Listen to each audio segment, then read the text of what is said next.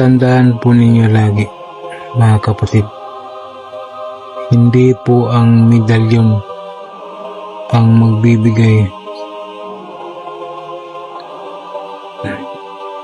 proteksyon sa inyo, kundi ang gabay na nakapaloob nito. Hindi po ibig sabihin na pag malaki ang medalyon ay malaki din yung gabay, malakas din yung gabay. Hindi po yung gano'n. Lalakas po ang gabay sa pamamagitan ng inyong pagdarasal, sa pamamagitan ng inyong pagdidibosyon. Kahit gaano pa yung kaliit yung tangan ninyo na agimat na yun, gaano man yung kaliit, dapat malakas ang gabay na nakapaloob para kayo po ay protektudo. Parang gamot ba? Protektudo kayo ng gabay.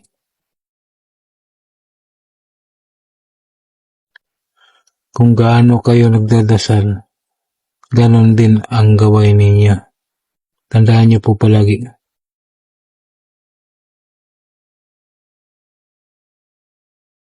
Kung isa kang madasalin na tao,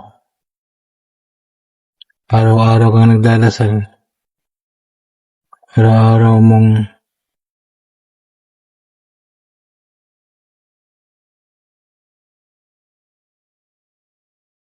pinapaunlakan ng dakilang Ama, siyempre bibigyan kanya ng malakas na gabay. Walang ibang makapagbigay po ng gabay sa mga tangan ninyo, kundi ang dakilang Ama lamang. Tanging siya lang ang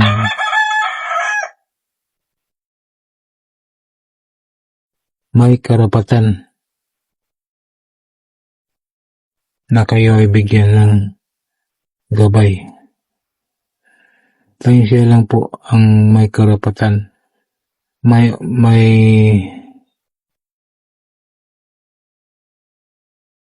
Dahil sa kanya po nanggaling lahat na ito.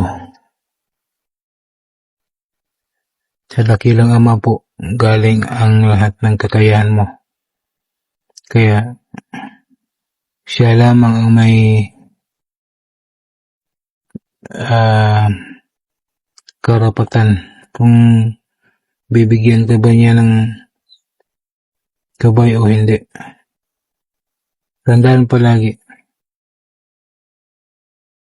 sa dasal makukuha ang gabay. Kapag ikaw ay binasbasan ng dakilang Ama, mararamdaman mo ang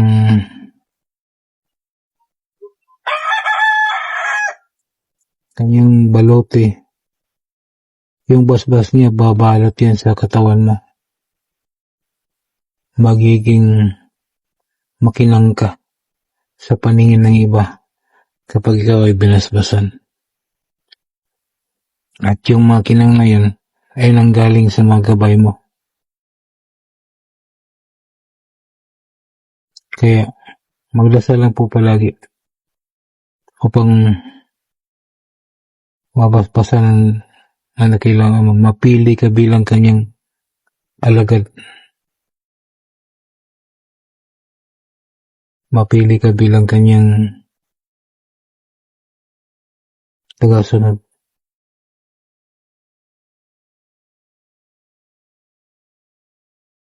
Magkakaroon ka ng pambihirang kakayahan, pambihirang talino, kahit kailan hindi mo panangkin. Maraming salamat sa lahat. God bless po sa lahat.